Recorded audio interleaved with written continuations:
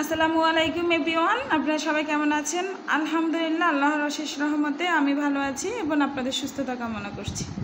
ভিডিওর শুরুতে আপনাদের কাছে একটি রিকোয়েস্ট করি, প্লিজ ভিডিওতে একটি লাইক দিবেন। একটা লাইক দিলে আপনার কোনো ক্ষতি বা টাকা পয়সা খরচ হবে না, বরং আপনার দ্বারা একজন উপকৃত হবে।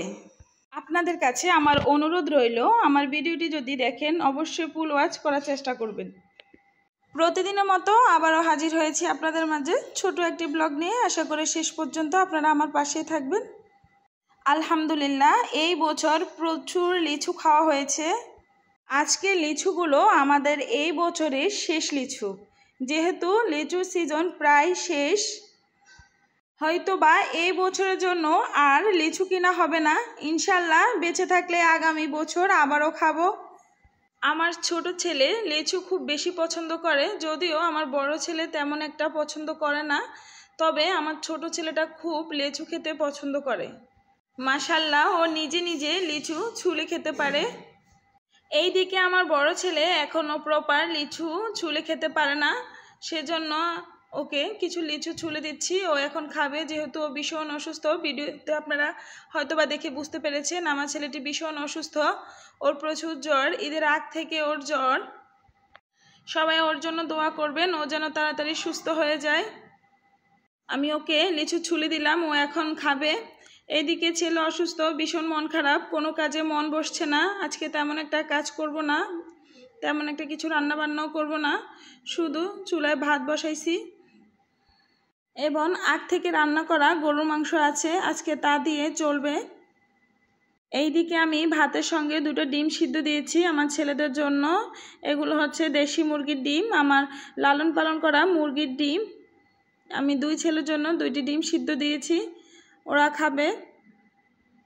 মাশাআল্লাহ, আমার ছেলেরা দেশি মুরগির ডিম খেতে খুব বেশি পছন্দ করে। আমার মুরগির ডিম দিলে আমি ওদেরকে দেওয়ার চেষ্টা করি সব সময়। আমি এখন ডিমগুলো ওদেরকে ছুলে দেব। ডিমগুলো গরম, তাই ওরা ছুলতে পারবে না, আমি ছুলে দিচ্ছি। প্লিজ আপু ভাইয়ারা, আপনারা অবশ্যই ভিডিওতে একটি লাইক দিবেন। আপনারা লাইক দিলে আমাদের নতুন নতুন ভিডিও তৈরি করার জন্য মোটিভেশন বাড়ে। এতে করে আমরা অনেক বেশি উৎসাহিত হই নতুন ভিডিও তৈরি করার জন্য। আমি কিন্তু আমার কলেজের ভাই বোনদের ভিডিও দেখে মাত্রই লাইক দিয়ে আসি এবং একটি সুন্দর গঠনমূলক কমেন্ট করে আসি এবং ভিডিওটি ফুল ওয়াচ করার সব সময় চেষ্টা করি। আমি যদিও ব্যস্ত থাকি বা কাজে থাকি, ভিডিওটি আমি অন করে রাখি, এতে করে ফুল ওয়াচ হয়ে যায়। আমরা একে অপরকে সহযোগিতা না করলে কখনো আমরা আমাদের লক্ষ্যে পৌঁছাতে পারবো না। আমরা একে অপরকে প্রতিযোগী না মনে করে সহযোগী মনে করে একসাথে চলবো, একসাথে হাঁটবো ইনশাল্লাহ। এই ছাড়া আমরা আমাদের অদম্য বিশ্বাস দিয়ে শেষ পর্যন্ত লড়ে যাব ইনশাল্লাহ। হয়তোবা শেষ পর্যন্ত আমরা আমাদের লক্ষ্যে পৌঁছাতে পারবো। এই ইউটিউব প্ল্যাটফর্মে এসে সত্যি কথা অনেক বেশি ধৈর্যের প্রয়োজন, তাই ধৈর্য সহকারে আমাদের এগিয়ে যেতে হবে। ভিডিও শুরুতে আপনাদের বলেছি আমার ছেলেটি ভীষণ অসুস্থ, আজকে খুব একটা রান্নাবান্না করব না, যেহেতু আগের বেঁচে যাওয়া একটু গরু মাংস ছিল, সেটাই গরম করে আজকে খাবো। এছাড়া শুধু ভাত রান্না করেছি, আর কিছুই না। ছেলেটা ভীষণ অসুস্থ, ওর মুখের রুচিও তেমন একটা নেই, ওর কাছেও কোনো কিছু খেতে ভালো লাগে না। এটা একদম সত্যি কথা, জ্বর হলে অনেকেরই মুখে টেস্ট থাকে না। আপনাদের কার কার সাথে এমন হয় অবশ্যই কমেন্টে জানাবেন। এই ছাড়া আমার বড় ছেলে অল্প অসুস্থ হলেও অনেক বেশি দুর্বল হয়ে পড়ে, ওর রোগ প্রতিরোধ ক্ষমতা অনেক বেশি দুর্বল। ও কোনো সবজি খায় না এবং ফলও খুব একটা বেশি খায় না। এই কয়েকদিনের অসুস্থতায় ও অনেক বেশি শুকিয়ে গেছে। এরপর ওকে ঘুম থেকে তুলে পাঠিয়ে দিয়েছি মুখ হাত ধোয়ার জন্য। এরপর মা ছেলে একসাথে খাবো। এই মাংসগুলো আমার কুরবানি ঈদের দিন যে মাংস রান্না করেছি, এগুলো সেই মাংস।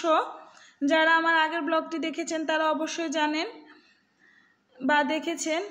আজকে যেহেতু কিছু রান্না করিনি, তাই বেঁচে যাওয়া মাংসগুলো দিয়ে আজকে খাবো। মাংসগুলো এত মজা হয়েছে বিশ্বাস করেন, এত বেশি পরিমাণ সিদ্ধ হয়েছে, অবশ্যই আপনার ভিডিওতে দেখবেন।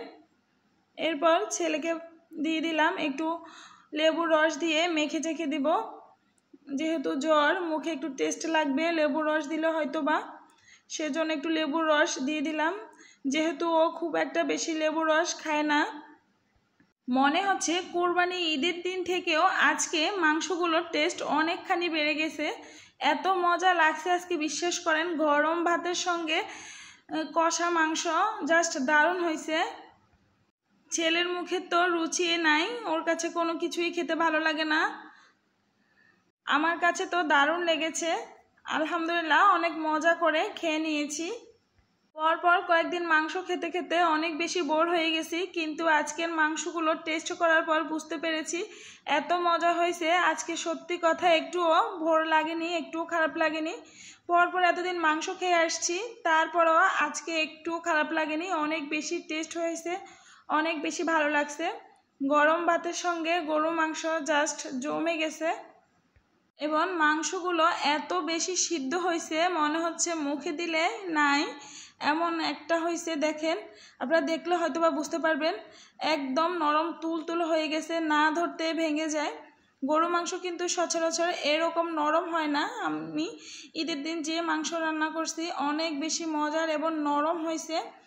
সবাই আমার ভিডিওটি ভালো লাগলে অবশ্যই আমার ভিডিওতে একটি লাইক দিবেন এবং আমার ভিডিওটি ফুল ওয়াচ করার চেষ্টা করবেন এবং আমার সঙ্গে থাকবেন।